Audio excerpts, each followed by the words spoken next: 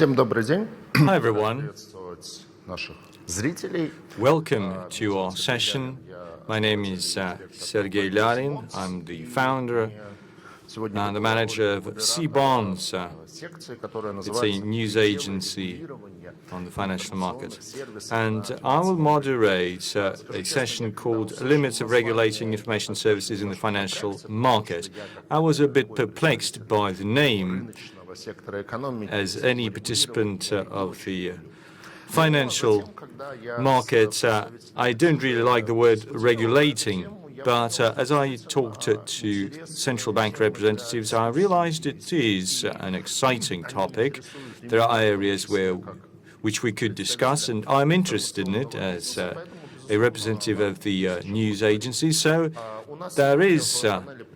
there are some areas where we can debate. So we have today Larisa Selutina from the Bank of Russia, Tatiana Yasaulkova, CEO of the Special Depository SDK Garant, Alexey Avdeyev, who represents Refinitiv here in Russia. Инноваций, данных и платформ. He's head of innovations, data and platforms. Он уже на подъезде. Игорь Марич. And Igor Maric will join us soon. He's from the Moscow Exchange. And we also have Yevgeny Serdikov, CEO at St. Petersburg Exchange. Сконцентрировать на двух основных вопросах. So I was asked to focus on two key areas. First, we're very much accustomed to a situation where we have just one exchange, MOEX, that's it. Каждому финансовому активу есть вот, собственно, And for each financial asset, you have just one price, на московской бирже. defined or discovered at Moscow Exchange. Right now, Становится как минимум две. there are at least exchanges because the St. Petersburg Exchange now offers foreign stocks, Чтобы развивать торговлю российскими ценами. and they would like to provide trading in Russian stocks. So we now have to get accustomed to a new reality where we have two stock exchanges and OTC trade and OTC information. That's another area. Take Eurobonds, when the price is discovered not at exchanges but OTC, over the trade. Предоставляемые дата-вендорами. Сейчас в основном в качестве этих And over the counter, sorry. And data vendors are currently mainly represented by foreign companies. The key ones are Bloomberg and Refinitiv.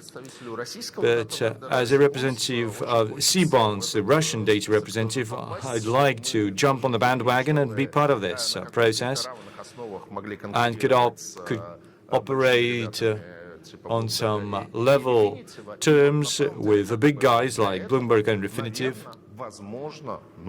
And this is why perhaps we need some regulation from the central bank, and regulation will only benefit our industry. Now, I'd like to narrow down our topic to news items, to information and analysis. We don't talking about best execution, routing, and brokers. We only talk of how we deal with data. Let's start with the first item. What do we do when there's more than one stock exchange? What prices, what quotes should be used? How to choose just one in terms of quotes? How do you select a key exchange as the main one, maybe where there's more liquidity? Maybe we need to use an average price based on the volume. Let's start with Alexey. Refinitiv is present, I guess, in all countries of the world, including in those countries where there are more exchanges than one. So could you share the experience of other countries? Thank you for this question. Indeed, Refinitiv is present in more than 190 countries and economies around the world. True, we work in countries where there are several platforms, several exchanges, and there are different И совершенно правильно вы, Сергей, сказали, different что, attitudes. действительно применяются разные методы. Где-то Sergey, you're right. где-то Sometimes основной биржи в качестве one exchange is selected as the key source of data. Sometimes you have расскажу о том, какие есть averaging of price. So could you please bring up my slide? подвержены не только котировке, но также и информация о сделках, которые происходят You can времени. И мы это наблюдаем aggregate information on quotes and on transactions. That's what we see in the US, Canada, Australia. будут действовать определенные рыночные правила. There will be some market rules applied И эти рыночные правила формируются и in every country, and these market rules are adopted при агрегации котировок and accepted by the market participants. действительно правило, что мы считаем Now, if it's среднюю, a close price, средневзвешенную, we could look at the weighted average price from the two exchanges. применяем правила. Sometimes we, as Refinitiv, use the primary RIC. We have Инструмент код, который Reuters instrumentive code. определяет цену, источник цену, That's a цены code конкретной бумаги. that И defines the price for a specific stock. And we choose just one specific quote, one specific source. Далее есть также поле для регулятора, потому что есть And there's room for regulation because some rules and principles that the regulator could recommend or introduce or mandate. Take Australia. They have these ценным бумагам, Securities Commission, которая комитет, прошу прощения, committee, the Securities and Investment Committee, необходимо сделать национальный and it says, okay, we need a national aggregator, best bid offer. В этой ситуации одна из бирж взяла на себя, And one of the exchanges будет репортить другую has assumed the responsibility that it would report to the other exchange котировки. its own quotes, the best quotes, Вторая биржа, and the соответственно, second exchange would then release it as a data flow. что мы как вендоры, например, There are other options. We as vendors, as we see эту агрегацию. investor demand, we do this aggregation on our own. We just take the platforms that are available to us, and we usually work with all the key platforms, Делаем эту агрегацию по понятной and do this aggregation according to a либо там на plain methodology. It's either approved by the market or approved by the regulator. составляем лучшие котировки от разных That's our way to provide the best bid and offer использования этих данных, потому что не from our sources. But there's license, it could be licensing issues. клиент будет видеть лучшие котировки только с тех источников, на которые он подписан. So our customer may only see the best quotes from those sources that they have license to use. Как я уже сказал, допустим, в Австралии это биржа, в In Australia, it's the exchange that is the aggregator. In Canada, we act as the aggregator. In the US, there are associations определяют правила, куда входят в that play this role. They define the rules, данном случае биржи, and all the sources, in this case exchanges, so define the rules, and then they через одну из бирж, через send this, share this consolidated tape through one of the platforms, so maybe NASDAQ, for example. Okay, now let's ask Igor to comment on it. You represent MOEX.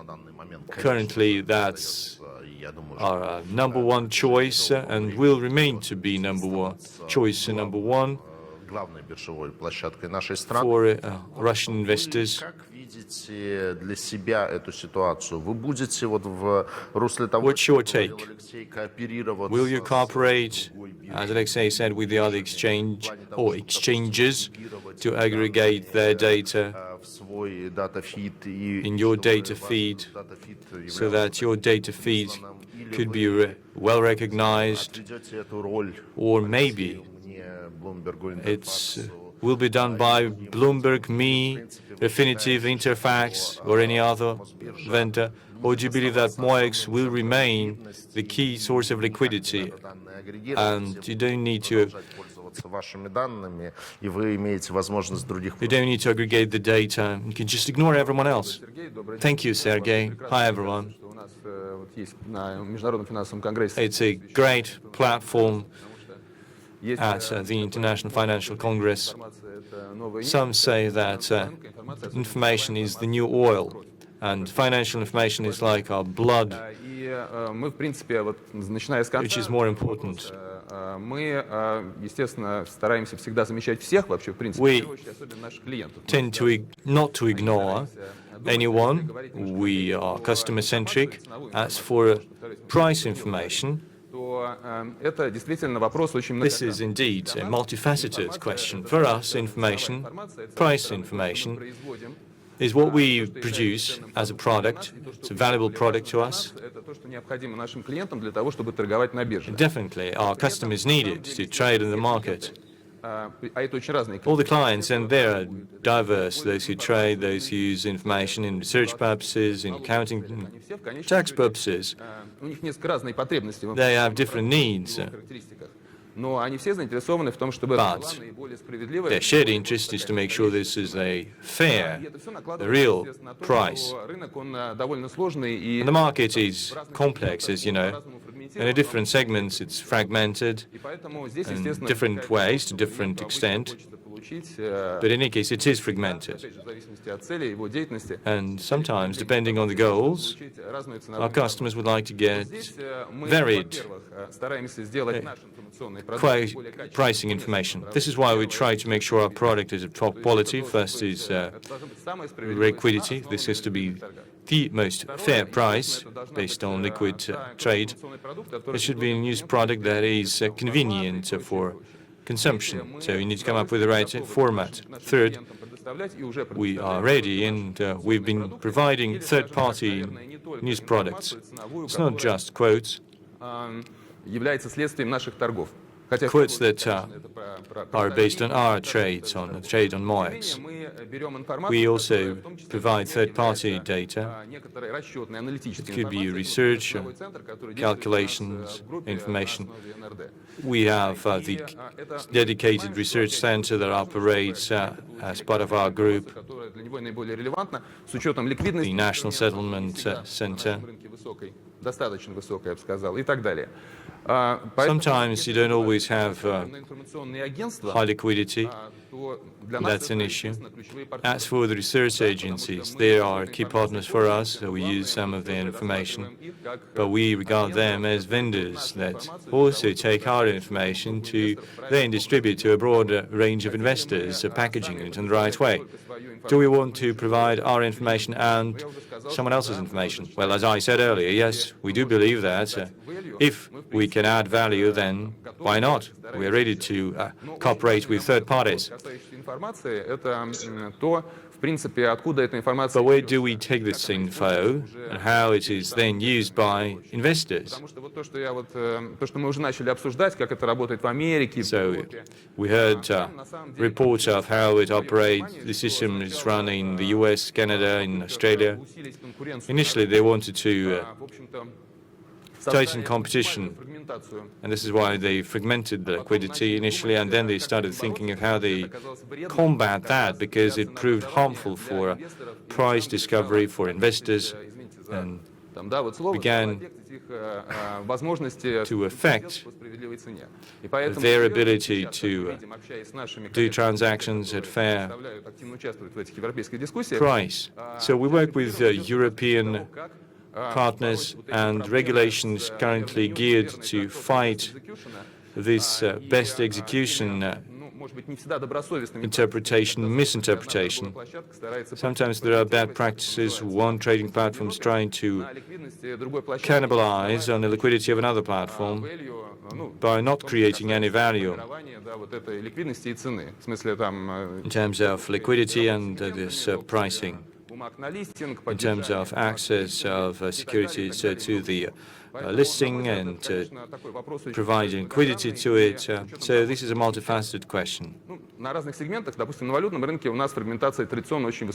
In FX you've got a lot of fragmentation. We are one of the pools of liquidity, and our clients decide for themselves what pools of liquidity they would like to aggregate in accounting, in trading, etc., etc.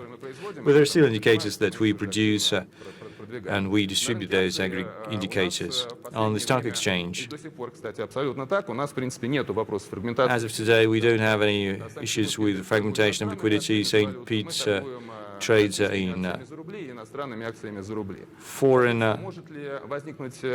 stocks for dollars. We trade Russian stocks and foreign stocks for rubles. Can we partner? Yes. What about best execution? What about best customer experience that brokerage try to offer? Well, that's a fair question. Let's wait and see. It's critically important to understand that our end consumer should be aware what they choose. They need to have the final say. What is the price? What are the caveats in every transaction? This is why I need to provide the best customer experience to protect the interests of their interests. Thank you so much, Igor. Now we have Yevgeny Sertikov, CEO at St. Petersburg Stock Exchange. What's your perspective? The perspective on alternative exchange. Добрый день, уважаемые коллеги. Меня слышно? Good afternoon, colleagues. I hope you can hear me. Всех вас видеть, слышать. It's a great pleasure to see and hear all of you, and thank you for the invitation and the opportunity to take part in this dialogue. I'd like to repeat what Igor said. This dialogue is increasingly important, and information services is becoming increasingly relevant for the Russian stock market. Перейду к делу. Во-первых, хотел бы сделать маленький каминг-аут. Дело в том, что во время моего участия в дискуссиях в онлайн-формате мой взгляд всегда обращен чуть выше взглядов других I usually look a little bit above the camera. действительно высокие в жизни. Но I'm a tall person, but it's not because of that. It's because my video camera is embedded in my keyboard. This is why it's looking from below, and I seem to be taller and looking above you. I'm sorry for that. Информация должна как-то агрегироваться в мире. Our colleague said that we need to aggregate information. There are a lot of pools of liquidity around the world. But on the other hand, I would like to talk in general of the accessibility of information, in terms of how easy it is to distribute information, how easy it is to ensure best execution. И тут важным вопросом является не только и не столько агрегация информации. And it's not just about aggregation. В состоянии сделать информационные It could be done by news vendors and other market participants. But first and foremost, it's about the number of sources. Предоставляется информация. Это право использования It's the right to use information. Возможность право использования информации, которую предоставляют различные биржи, и Санкт-Петербургская биржа, и Московская биржа, provided by MOEX and St. Petersburg Exchange to do prop trading or to help out your customers. В системах внутреннего учета. And again, it's also important for accounting. Является тарифообразование на информационные сервисы. И мне кажется, fees, the fee matrix is also important for data services. И право использования информационных сервисов, он очень важный. Fees and rights these are two important issues. So I'd like to go back to the history of the stock market in Russia. As we know, in the 1990s, there was an attempt to set up two exchanges with different business models. First, monetization would be achieved through the sale of market data. And it was the RTS stock market.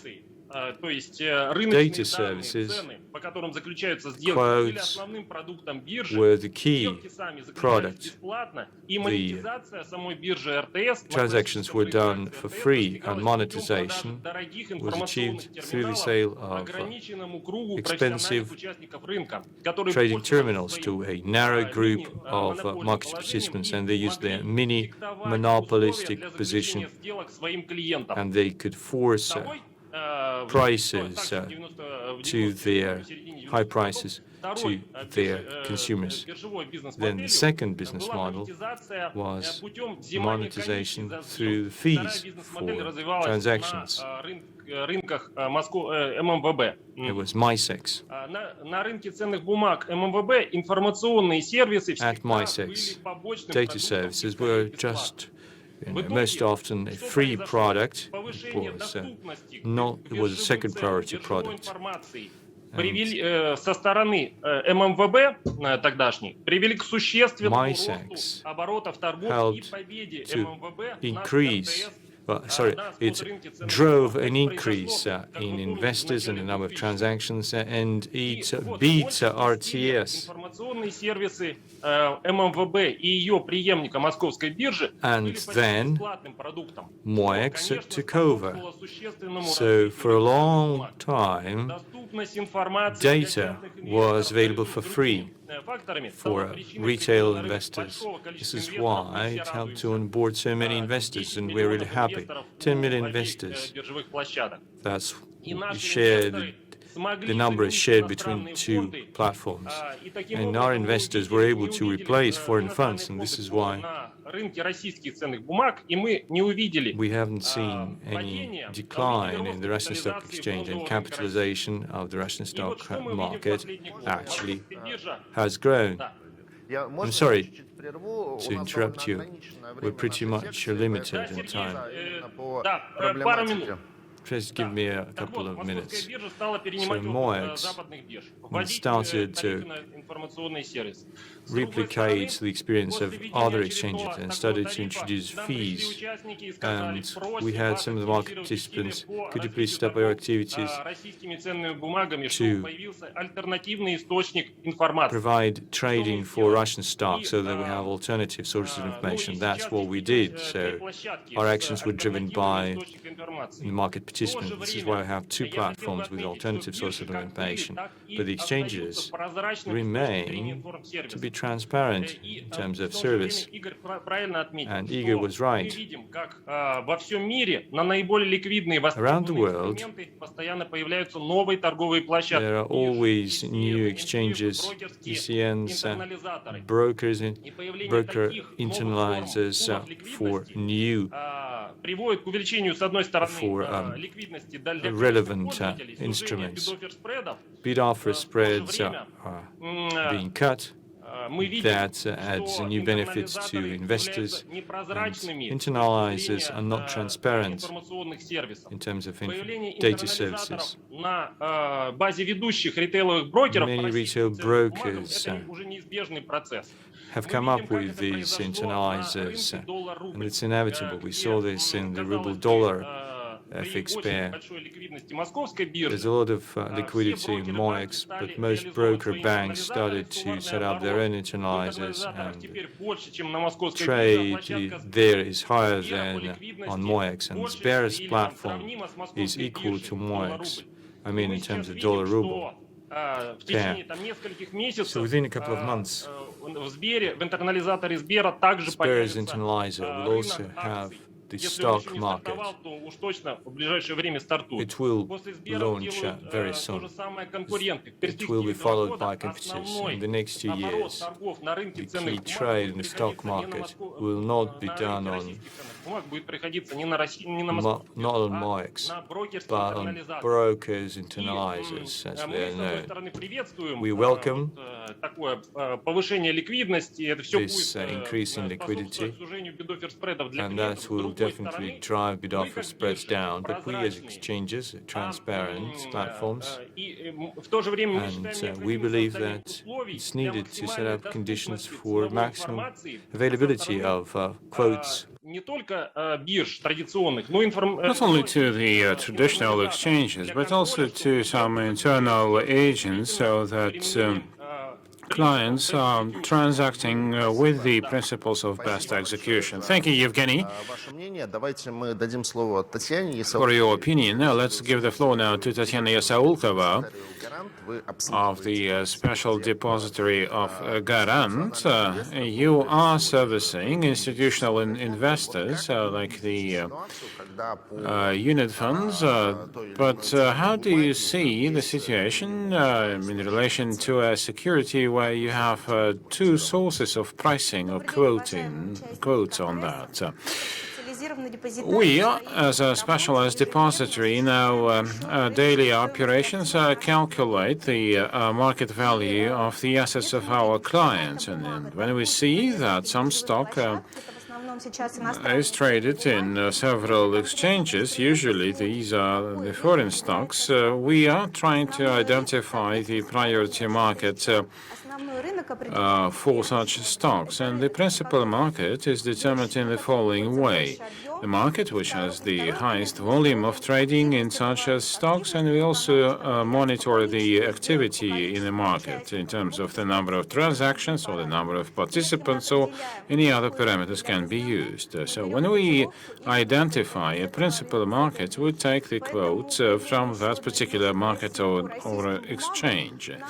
Another exchange for the Russian stock would not really be a problem for us. We are prepared for that. Only thing that we need to do is to more or less change our standard for ESJ, and where the principal market is Moscow Exchange, and then we need to change it if needed.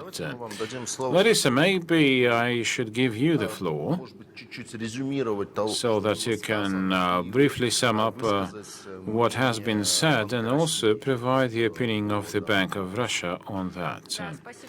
Yes, thank you. Indeed, the very subject of informational services is something that is being actively debated, and the regulators across the world are focusing on that as well. In the modern era of algos and high speeds and data transfers, this is an essential part of any financial market. And I would agree here with Igor that exchange information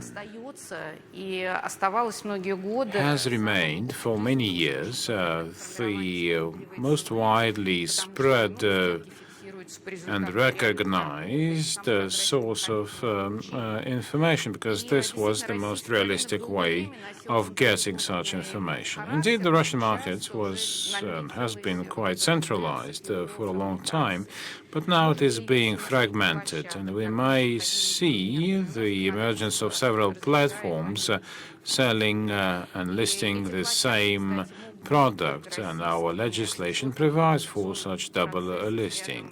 This is also driven by the integration between the exchanges of different countries. Well, the very fragmentation of the market would not be something that we need to really be apprehensive of. It is the natural evolvement of a market, and this provides some broader opportunities to the progress. It may also deepen the liquidity, and depending on the many factors and peculiarities of the markets. But overall, we believe that this fragmentation is an important element of improving competition in the market, which we believe to be very important for us. Of course, this may also cause a number of risks because we don't have a single benchmark to calculate prudential requirements or to do some corporate action to, for example, buy back stock or even to really identify the taxable base. How to minimize and mitigate such risks? This may be mitigated through the consolidation into a single flow of price data from the trading of different traders. This can be done through the platforms of the exchanges themselves, based on the exchange of such price data. But this can also be organized by the integrator of exchange transactions. Any solution is possible, but the price should be feasible and not a burden on the user. We are moving towards that in terms of regulation. We're going to discuss that with the market players, how to establish such standards, because this will change the architecture of the market of sorts. We need to somehow agree on where to aggregate such information and who is going to do that, what would be the requirements to the providers or aggregators of such information. But this is a trend that we can observe globally. So I would say much awaits us in future in this very new area. Larissa, thank you very much. Interestingly, you mentioned CIS exchanges, but in Kazakhstan, for example, the exchange that is called KASE, the most liquid papers like Gazprom, are admitted for trading through the Kazakhstan exchange. The liquidity there is, of course, cannot be compared to the one at MOEX, but we, as a data vendor and a Refinitiv as well, probably is doing the same. We are getting such data, aggregate those, and present to our clients. Coming to the second point, and please be even more brief than we were in commenting on the first question. We really only have 18 minutes left, and we are still receiving questions also to I'm getting that to my moderator's tablet, and I really would like to have some time to discuss those questions. So the second question is the OTC pricing and data. This is mostly about Eurobonds, but also to some other classes of stock. For Eurobonds, in a number of the regulations of the Bank of Russia, it is said that you need to be using the prices and quotes received from the information systems of Bloomberg and Reuters. This is a historical fact. So such kind of like a requirement is going from one regulation to another. You do have the Russian competitors, like presented here by Igor Maric, because MOEX also has NRD, and NRD has a quoting center which calculates quotes on stocks, or mostly Eurobonds, and the Russian competitors.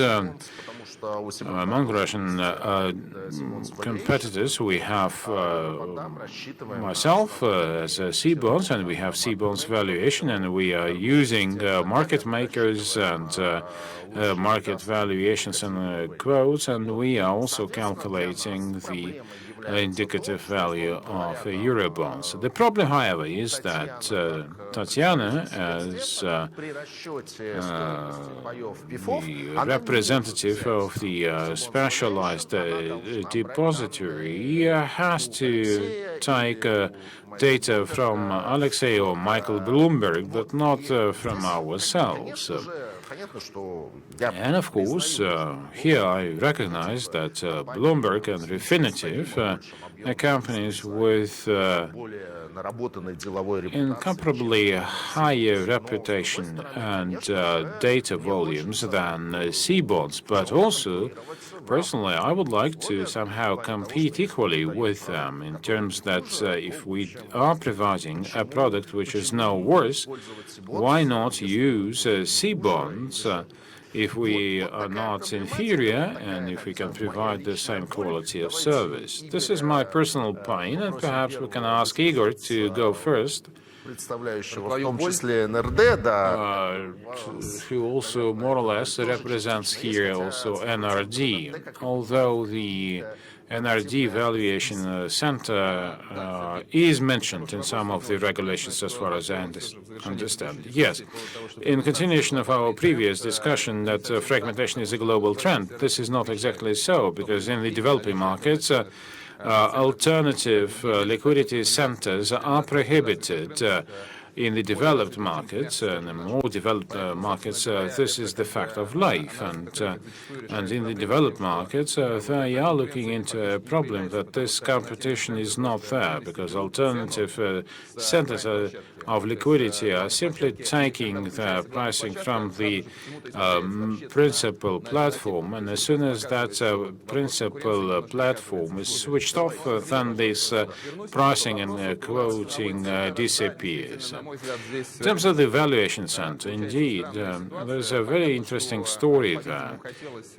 Perhaps for such complex stories as illiquid exchange stock, where you don't have a liquidity center or any transparent pricing, you wanted to refer to something which is more or less understandable. And there, of course, you remember immediately about those recognized giants of pricing. But we have something left there. We have an information letter, we have some business which is recognized with many clients, but at the same time, it is not exactly regulation. It is not really understandable whether such quoting is recognized there, whether it is the right one. And I think that it would be more logical to make some requirements for the institutions that should be meeting some standards for internal processes, for the expert boards, and for the very procedure of setting the price. Then, if such standards are met, then the client can safely use that price and quote without being asked any questions later why that price was chosen. Or maybe you can also have standards to the quotes themselves. For example, we say that if the special depository is taking a quote, but you need also to take into account this, that, and that, so that the institution which is providing such quotes really is up to the mark and the standards. That's my idea. Alexei, what do you think? Of course, on the one hand, the situation is quite comfortable to you, because you, together with Bloomberg, are mentioned directly in the regulatory rules, but there is also understanding that the situation is going to change, and you do have experience in working in a number of economies and markets. In your opinion, what would be the right approach and the right methodologies to what people should be using as quotes? Just simply about and quickly about the trends there. We do know IFRS 13, which really sets the fair value, the active market, observed quotes and non-observed quotes, etc. But in December of last year, the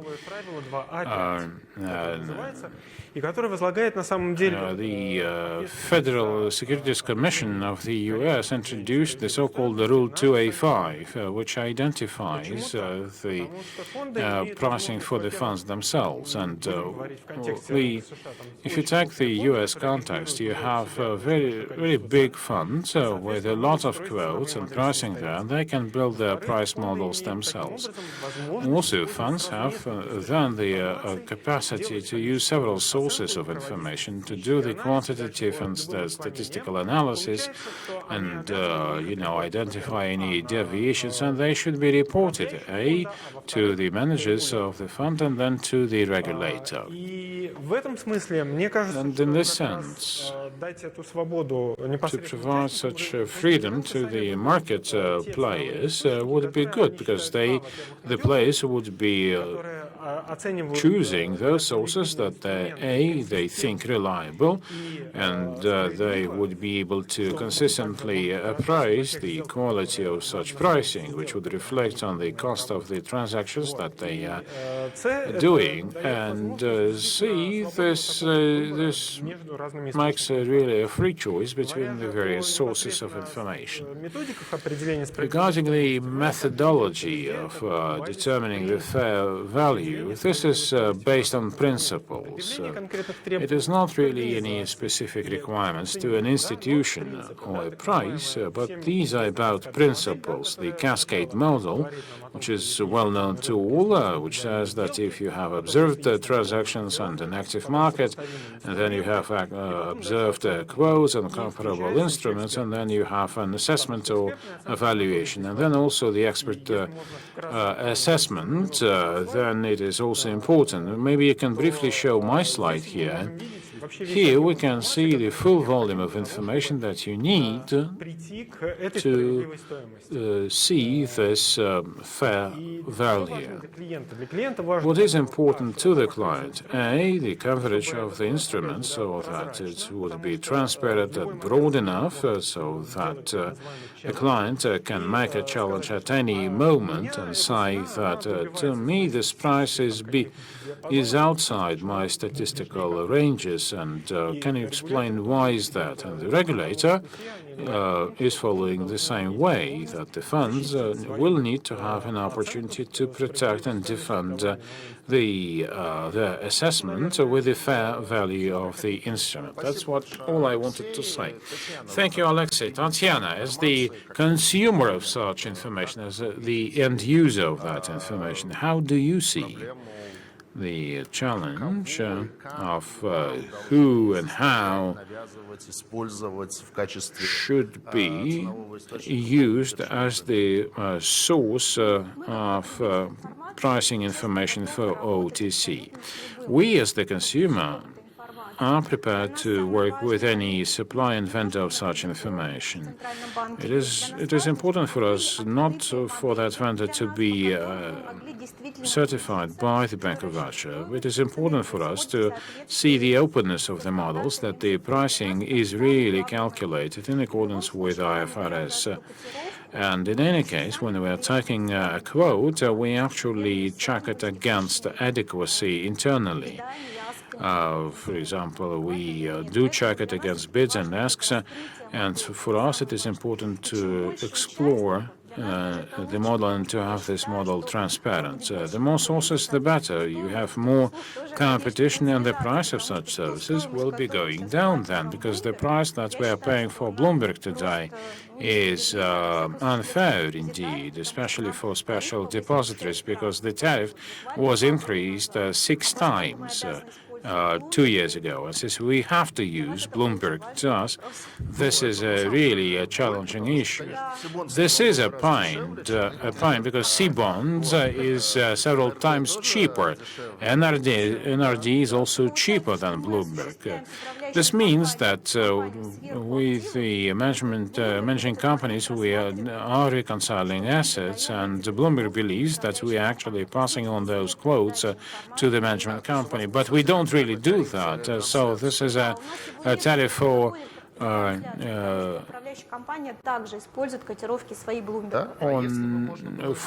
providing of such information to third parties. Well, if you were to use C-bonds, then you wouldn't have been in the need of paying a premium on that. So what do you see? What do you see there?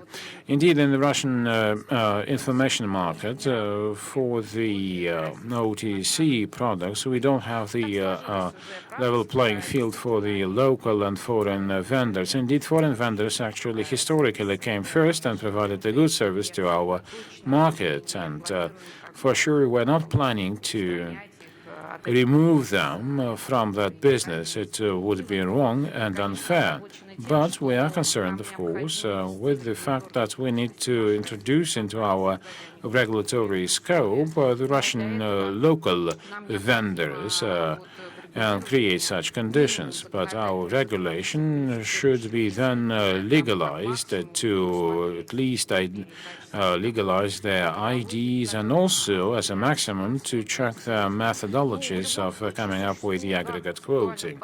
There are two conceptual approaches, and Igor actually mentioned them. This is either the users of such services that would be using these services that comply with a certain standard, or we would introduce some standards and requirements to the providers of such informational services.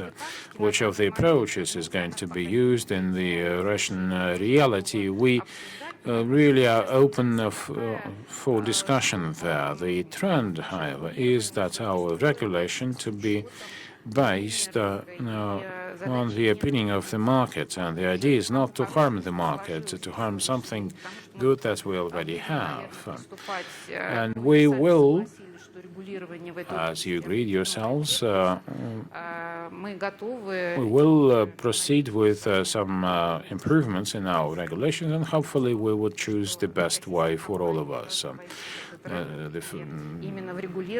That Russian companies need to be part of regulation and need part to be of this market. We promise to do that. Igor, it's great news. I think the session was totally a success.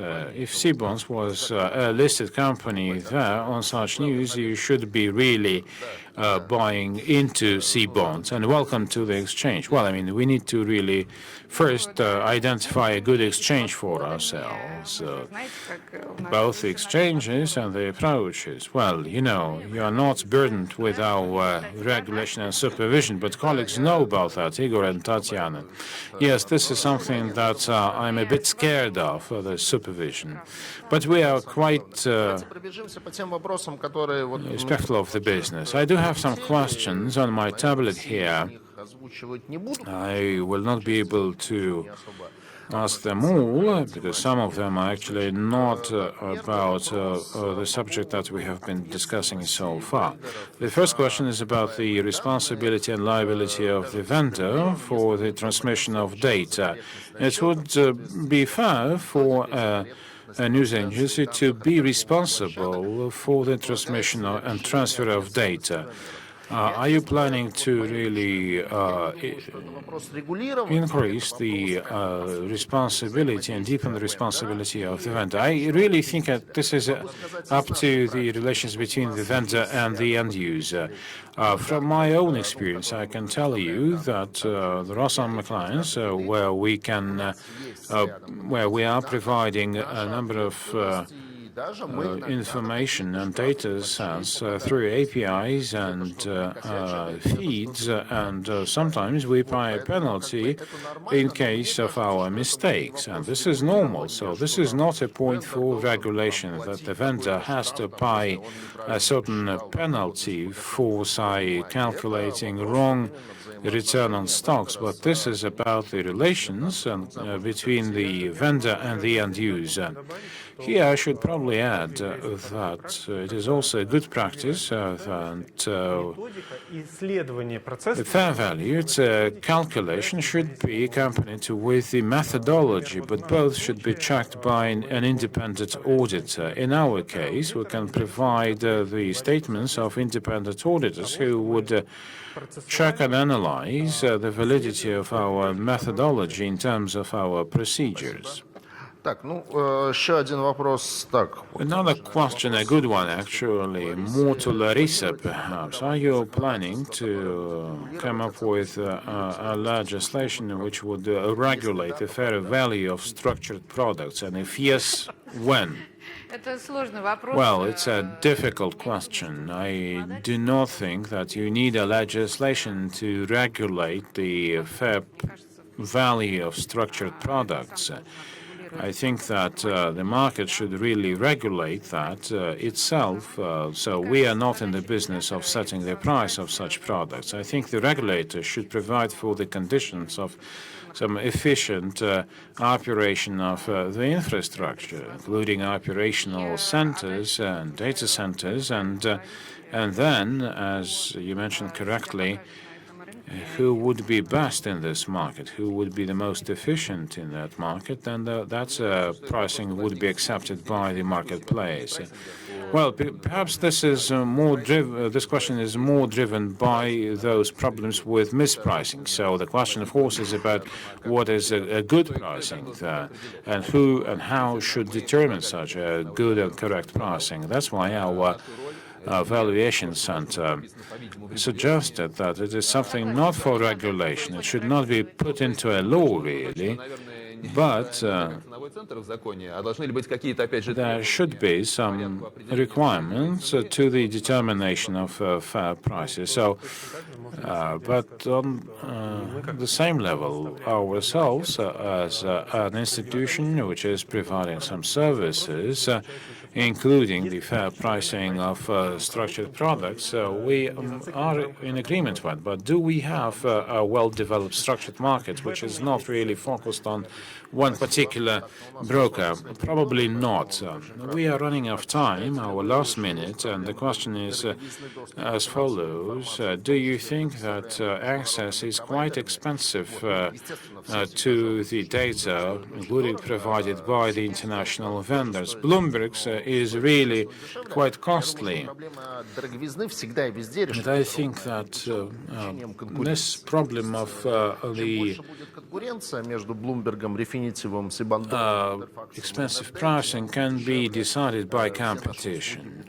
Our services would cost really less if we have C-bonds, Refinitiv, and others on board.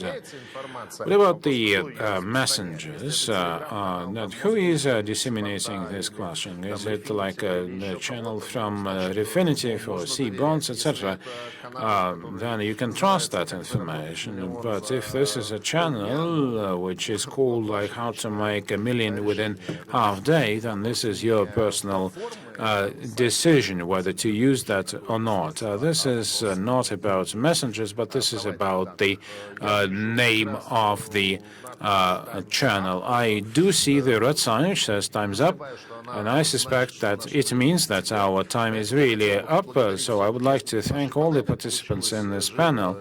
We did have a very lively discussion, I think, and there's something which we left with the audience and with ourselves. I thank all of those who watched us online, and I would thank all those who would be watching us in